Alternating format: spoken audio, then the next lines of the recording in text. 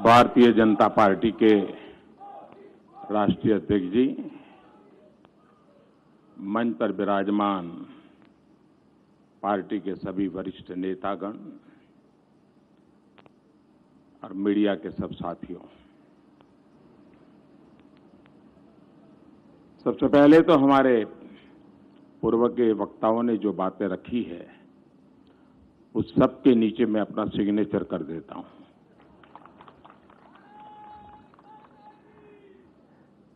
और इसलिए रिपीट करने की जरूरत न पड़े। मैं आज इतने बड़े मीडिया का समूह है तो आपका भी और देशवासियों का गत 5 वर्ष में जो सहयोग मिला, समर्थन मिला, और ये जन सहयोग का ही कारण है कि हम इस कार्य को सफलतापूर्वक कर पाए। और इसके लिए मैं देशवासियों का, आप सबका हृदय से बहुत बहुत आभार व्यक्त करता हूं।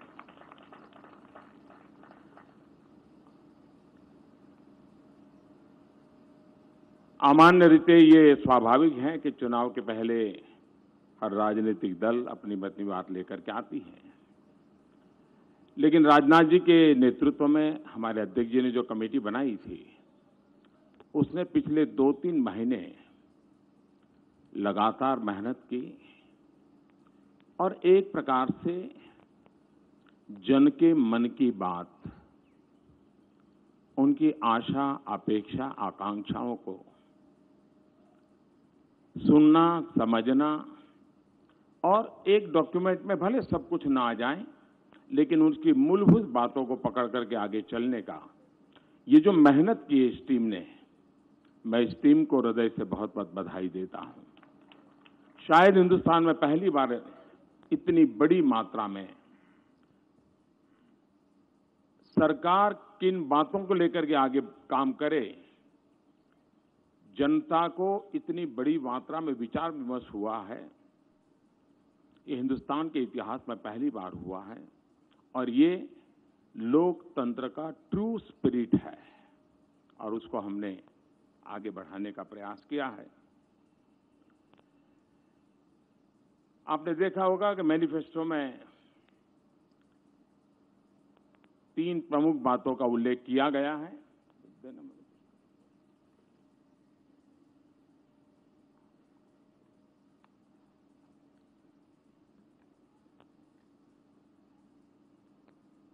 और उसी के आसपास हमारा पूरा ये डॉक्यूमेंट तैयार हुआ है। राष्ट्रवाद ये हमारी प्रेरणा है, अंत्योदय ये हमारा दर्शन है और सुशासन ये हमारा मंत्र है।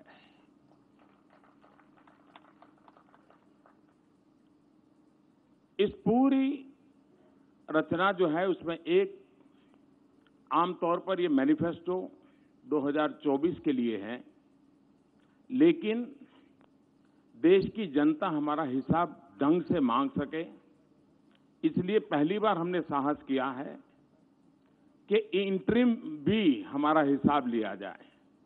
और वो है 2022 आजादी के 75 साल होंगे, तब तक हमने देश के महापुरुषों ने जिन सपनों को लेकर के आजादी का जंग किया था, आजादी के लिए बलिदान दिए थे, जब आजादी के 75 साल होंगे तब हम उनके सपनों का भारत समर्पित करने की दिशा में कुछ अहम काम कर लें, पूरा कर लें।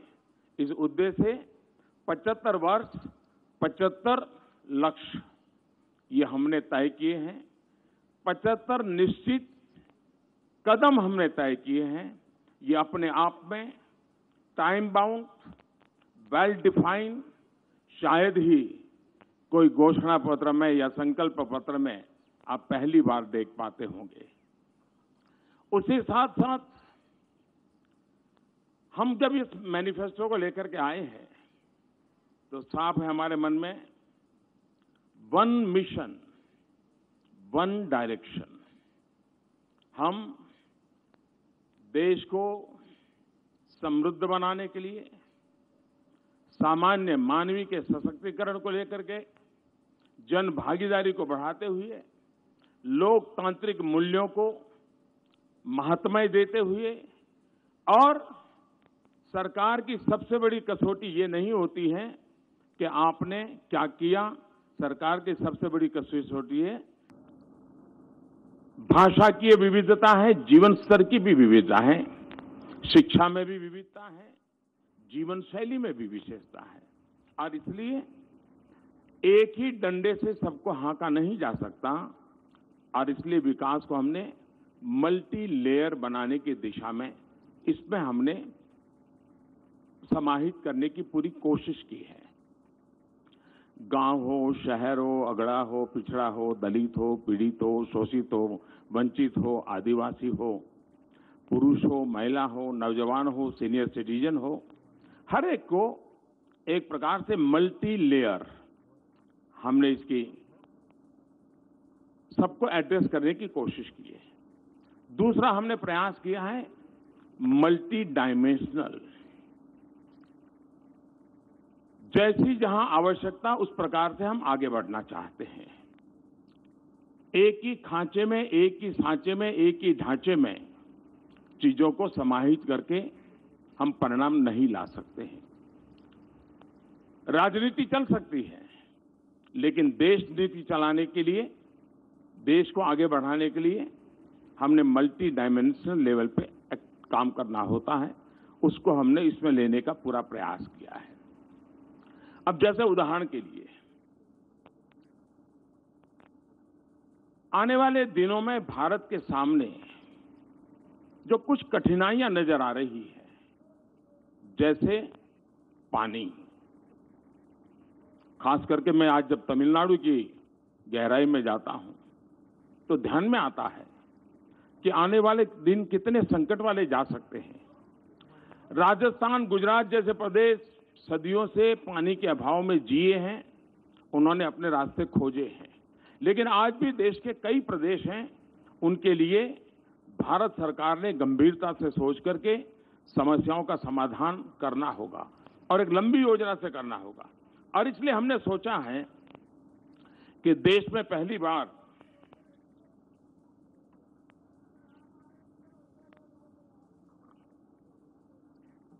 जल की बात करता हूं तो जल भी पी लेता हूं। हम एक अलग जल शक्ति मंत्रालय बनाएंगे।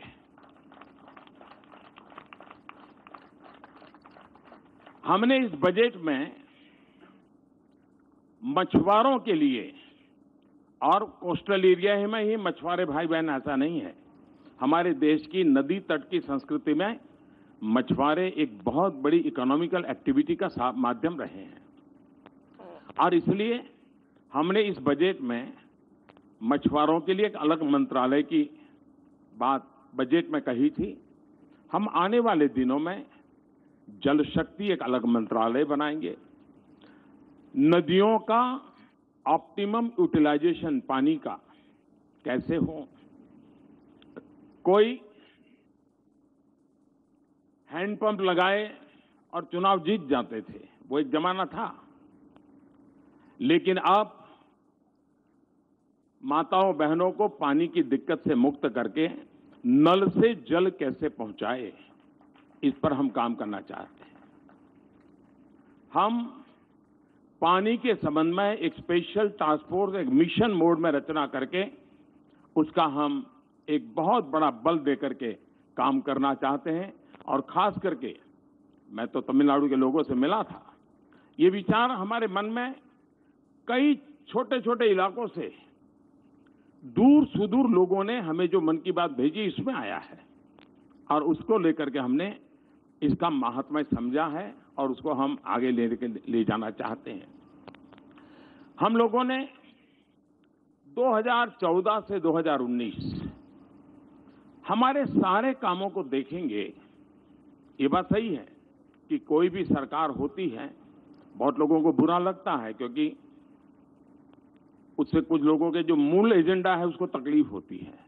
लेकिन ये सही है कि गई बती हुई सरकार और हमारी सरकार का मूल्यांकन तथ्यों के आधार पर होना चाहिए। और 2014 से 19 अगर एक शब्द में कहना है तो हमारे सभी कार्यों की रचना के मूल में सामान्य मानवीय की जो आवश्यकता है उसको एड्रेस करें। हमारे सारे कामों को उसको हमने बल दिया। लेकिन देश जिस उमंग और उत्साह के साथ, सपनों के साथ चल पड़ा है, जो काम 50, 55, 60 के कालखंड में होना चाहिए था, वो मुझे 2014 से 19 के बीच में करना पड़ा है। लेकिन उसके अनुभव के आधार पर, उस सफलता के आधार पर इस बार हमने पहले आवश्यकताओं को ध्यान में रख करके शासन चलाया। अब सामान्य मानवीय की आकांक्षाओं को लेकर के हम क्या कर सकते हैं उसको घोषणा पत्र में लेके आए हैं। आवश्यकताओं की पूर्ति अपने आप नई नई आकांक्षाएं जगाती है। आपने देखा होगा, हमने एक हिंदुस्तान का पूरा मैपिंग किया सब डिस्ट्रिक्ट का, और देश में करीब 150 डिस्ट्रिक्ट ऐसे निकाले कि जहां मिनिमम कुछ चीजों पर और बल देने की आवश्यकता है। हमने एस्पिरेशनल डिस्ट्रिक्ट एक स्ट्रेटेजी वर्कआउट की, हमने उसको काम किया। हमने तय किया कि पश्चिम भारत और पूर्वी भारत दोनों बराबरी कैसे करें, पूर्वी भारत को बल कैसे दे, और उसमें हम काफी कुछ आवश्यकताओं को एड्रेस कर पाए हैं। अब आकांक्षाओं को एड्रेस करने की दिशा में हम आगे बढ़ना चाहते हैं। तो एक समग्रता भारत के विकास को लेकर के हम आगे बढ़ने के लिए चल जाए। एक और हमने विषय लिया है, आजादी का आंदोलन। देश में सैकड़ों साल की गुलामी के दरमियान कोई वर्ष ऐसा नहीं रहा है हिंदुस्तान का कोई न कोई कोना आजादी के लिए लड़ाई लड़ता रहा है। सैकड़ों सालों तक हर वर्ष कहीं न कहीं बलिदानियों की परंपरा रही है। लेकिन आजादी को जब महात्मा गांधी ने जन आंदोलन बना दिया तो उसने बहुत बड़ी ताकत पाई। जैसे आजादी पाने में जन आंदोलन एक बहुत बड़ा सशक्त माध्यम बना। कोई रेंटियां काटता है तो आजादी के लिए, कोई प्रौढ़ शिक्षा करता है तो आजादी के लिए, कोई सफाई करता है तो आजादी के लिए, कोई शिक्षक का नाम काम करता है आजादी के लिए, कोई खादी के कपड़े पहनता है। गांधी जी ने उसको बहुत बड़ा एक व्यापक रूप दे दिया था। भारत को भी विकास के लिए विकास को जन आंदोलन बनाना। और एक सफल प्रयोग आप देख सकते हैं, स्वच्छता। हमारे देश में पहले हम गंदगी की चर्चा करते थे, गंदगी के विषय में हर बार खबरें भी आती थी, बातें भी आते थे, सब होता था। लेकिन पिछले 5 साल में स्वच्छता की चर्चा हो रही है। इसका मतलब ये नहीं कि गंदगी खत्म हो गई थी, लेकिन स्वच्छता की चर्चा करते करते हमने गंदगी को एड्रेस किया। यानी पॉजिटिव थिंकिंग को बढ़ाते बढ़ाते नेगेटिविटी को खत्म किया। और इसमें मुझे देश के सभी मीडिया हाउस की मदद मिली। मैं आज उनका आभार व्यक्त करना चाहता हूं। देश की युवा पीढ़ी की मदद मिली और वो जन आंदोलन बन गया। स्वच्छता के लिए कोई सरकार अपने खाते में सफलता का दावा नहीं कर सकती। जन आंदोलन बना। जब जन आंदोलन बनता है तो कितनी बड़ी सफलता मिलती है। और इसलिए हम विकास को जन आंदोलन बनाने की दिशा में केंद्रस्थ विचार लेकर के चलना चाहते हैं। ये भी सही है कि आखिरकार गरीबी से लड़ना है तो 50 साल के सारे प्रयोगों ने बताया है कि दिल्ली के एयर कंडीशन में बैठे हुए लोग गरीबी को परास्त नहीं कर सकते हैं। हम लोग भी एयर कंडीशन कमरों में बैठते हैं, इसलिए मैं कोई किसी और के लिए नहीं कह रहा हूं। गरीब ही गरीबी को परास्त कर सकता है, यह हमारा मंत्र है। और इसलिए एम्पावरमेंट ऑफ पुअर, अब जब हम गरीब को घर देते हैं तो उसकी आवश्यकता पूरी होती है, नए एस्पिरेशंस जगते हैं और वो उसके लिए सोचता है अब घर मिला है तो कर्टेन के लिए थोड़े पैसे बचाओ, वो सोचता है मेहमान आएंगे तो 2 चेयर के लिए पैसे बचाओ। उसका दिमाग बदलना शुरू हो जाता है। चीजें मैं छोटी बता रहा हूं, लेकिन मैं धरती का इंसान हूं, इसलिए बदलाव को बड़ी बारीकी से देख पाता हूं।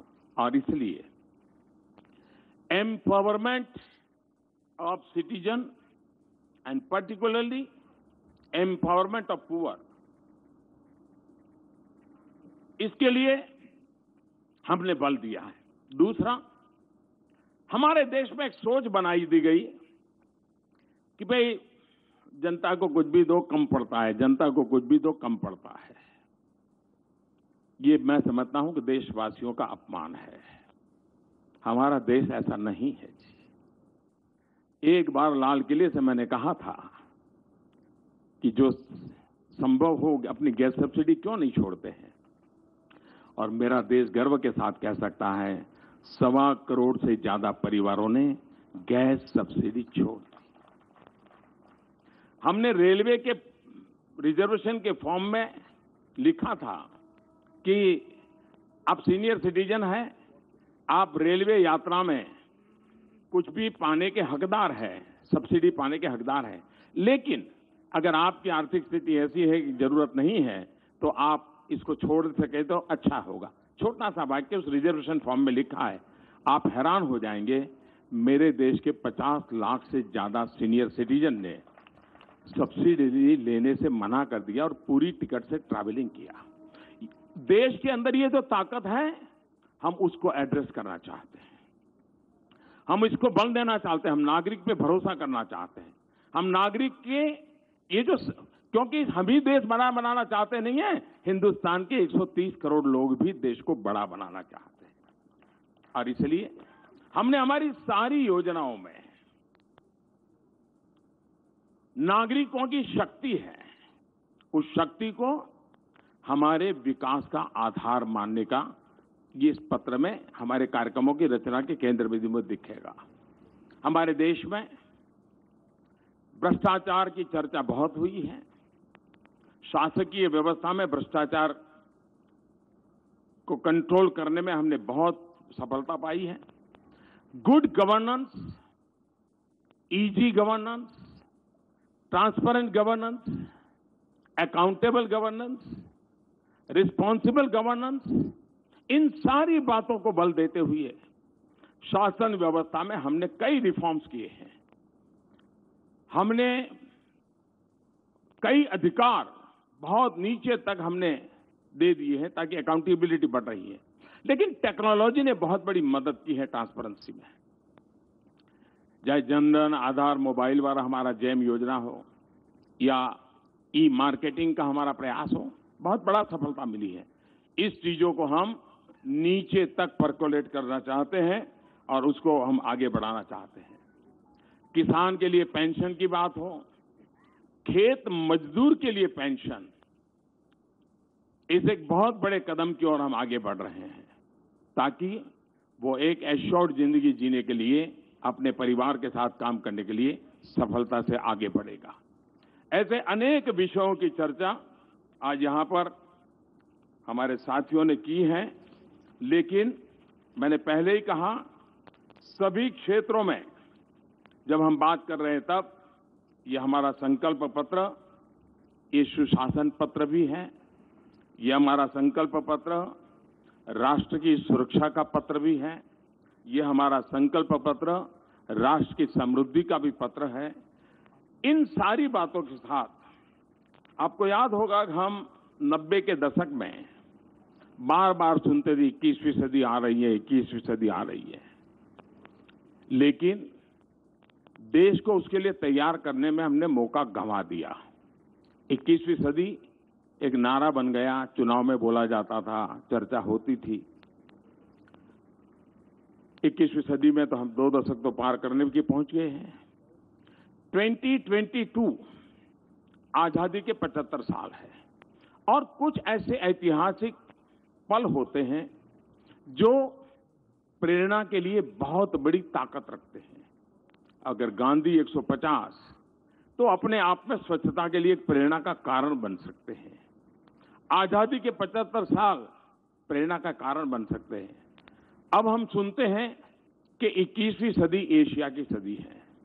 अगर 21वीं सदी एशिया की सदी है तो भारत उसको लीड करे या न करे, करना चाहिए कि नहीं कर चाहिए, कर सकते हैं या नहीं कर सकते हैं, हमारा संकल्प पत्र है।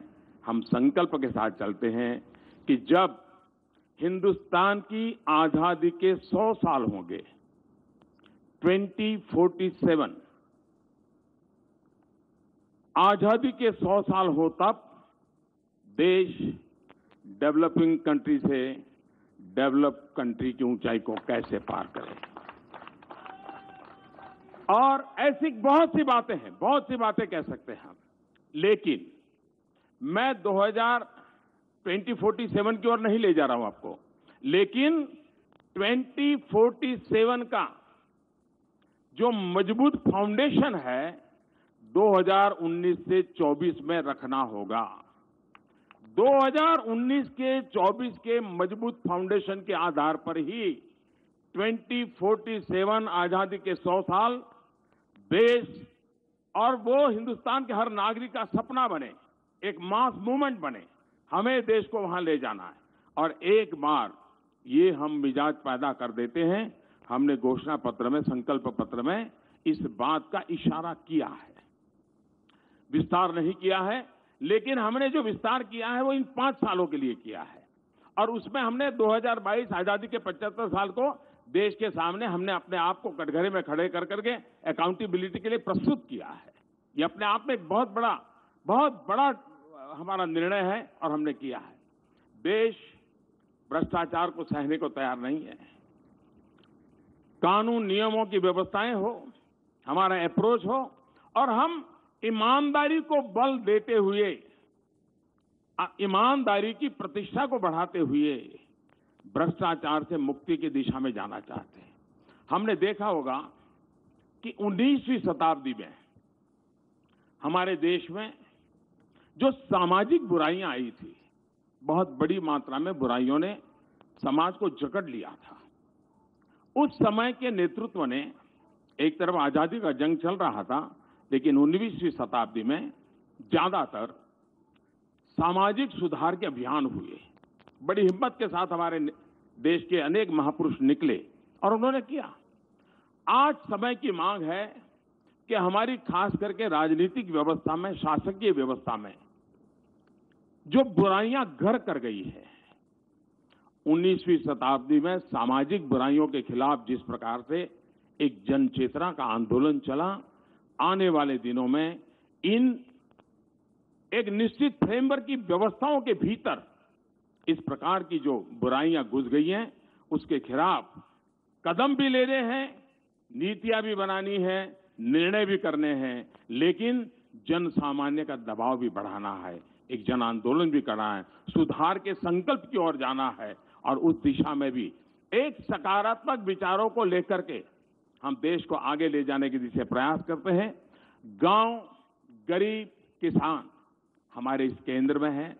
देश के नौजवान वो आने वाले 5 साल में 2047 का भविष्य तय करने वाले हैं और इसलिए देश के नौजवानों को उस प्रकार से परवरिश हो, देश के नौजवानों के लिए उस प्रकार के अवसर, जिसमें हम कहें 100 लाख करोड़ रुपए का इन्वेस्टमेंट, एग्रीकल्चर में 25 लाख करोड़ का इन्वेस्टमेंट, ये अपने आप में बहुत ऊंचे लक्ष्य लेकर के हम चल रहे हैं, जो पूरी व्यवस्था को, आर्थिक आधार को एक नई ताकत देंगे और एक ऐसा परिवेश जो हिंदुस्तान इस 5 साल में ऐसी स्थिति में ला देना है ताकि वो 2047 की आकांक्षाओं को अपना सपना बना ले और सपना बना करके हम उस दिशा में सरकारें आगे बढ़े। उस बात को लेकर के एक फाउंडेशन का काम भी हम इसके साथ साथ करेंगे।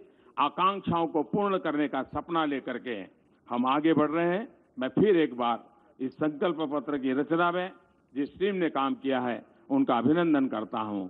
मैं बारीकी में छोटे छोटे प्रोग्राम की रचना में नहीं गया हूं, एक मूलतः राष्ट्र को आगे 5 साल में किस दिशा में जाना चाहिए, बैक ऑफ द माइंड मेरे मन में क्या विचार रहते हैं, उसको मैंने अभिव्यक्त करने का प्रयास किया है। मैं फिर एक बार आप सबने जो कुछ भी सहयोग दिया है उसके लिए आपका धन्यवाद करते हुए मेरी वाणी को विराम देता हूं। धन्यवाद।